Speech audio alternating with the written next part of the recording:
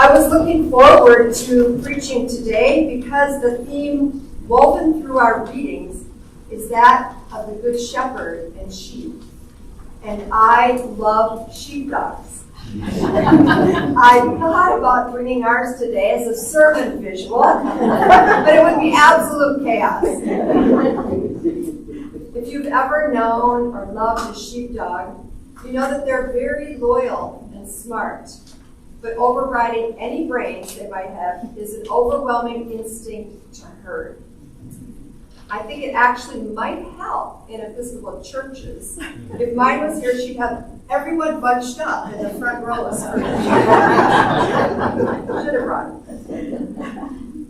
Although it's not the official Good Shepherd Sunday, our Hebrew scripture, psalm, and gospel offer us the imagery of sheep and our shepherd, and the peace that having Jesus as our shepherd provides. And you know, clergy are often called pastors from the Latin noun pastor, which means shepherd. Sometimes clergy refer to themselves as shepherds, but I think that it's more like Jesus is the shepherd and clergy are just the muddy sheepdogs doing their best. But what does the theme of livestock and shepherds, seems practically right out of an Ireland calendar, have to do with us in Ashland, Oregon in the 21st century? In a world with pandemics, fires, family members in ICU, friends in hospice, and harsh sides drawn on the political front, how does this relate? I wonder if that isn't why some of us come to church, because the world doesn't really have any real answers. Maybe our faith is the thing that we can rest into when the world seems too crazy for us to bear. Our readings today remind us that peacefulness that we crave can be found within our faith. The psalm today, Psalm 23, is a favorite of many people. Do any of you have it memorized? Yeah, lots of people.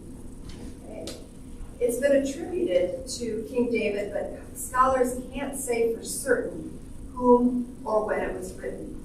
And I thank the Reverend Susan Snook for a few insights on that. The songwriter doesn't mention any sheepdogs to help with the herding, but we know in that day it was a job for young women and men who were of very low social class.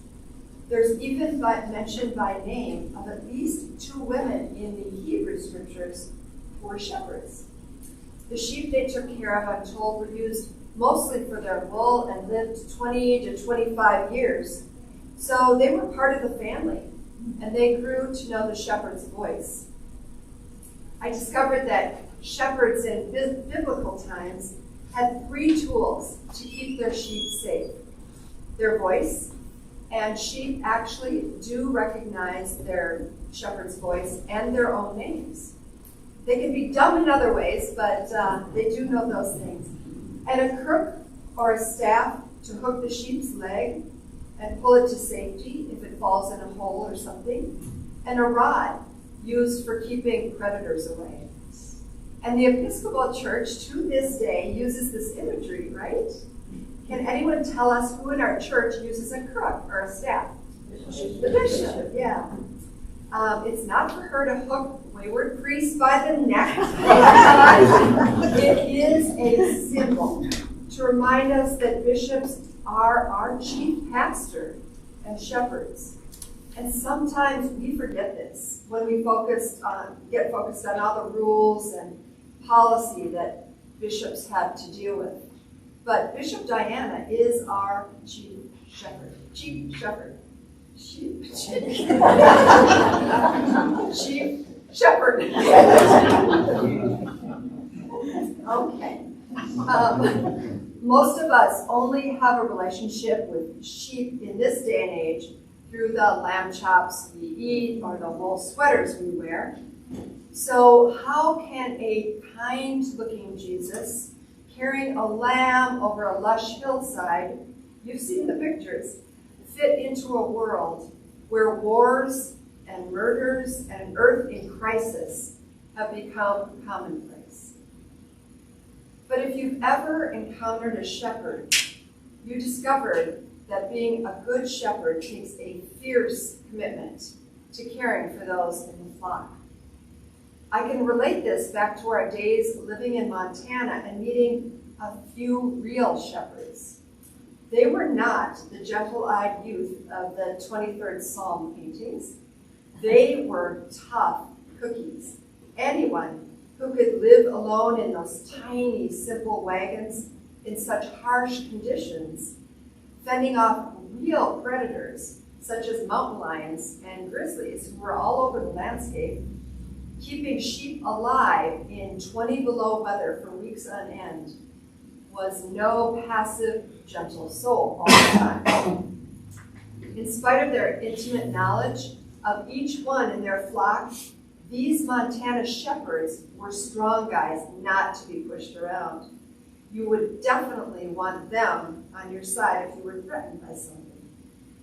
They give us a new sense of the confident, protective presence of Jesus in watching over us, God's beloved flock.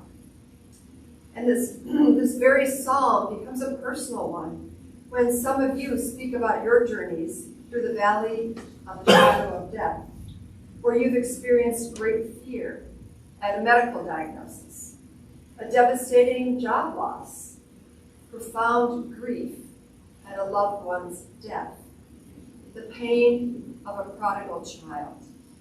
And suddenly that phrase, "Thy rod and thy staff, they comfort me," becomes one to lean on. And so the theme of Jesus as shepherds begins to connect with us. The psalmist doesn't talk about clearing our lives of all unpleasantness or lifting us up on a cloud above all danger. We slug through the rough times, but as Christians, we have concrete images that can help.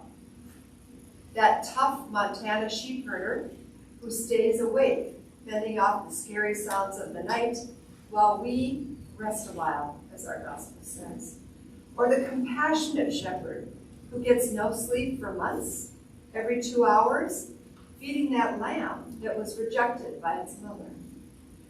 As people of faith, we can see that God is that shepherd who gives us strength when we need it, hope when we've run out, arms to carry us through the storm to a place of still waters where we can rest.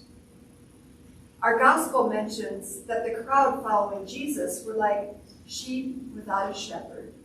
It says simply, he had compassion on them.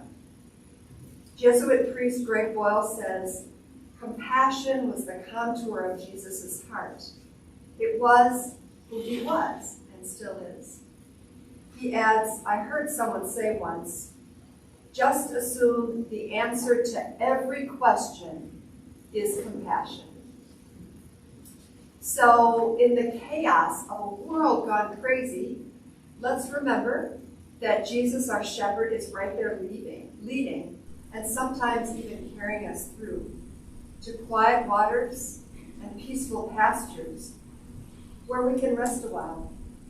And only after we rest a while, we'll be able to better meet each other with overflowing compassion and help carry others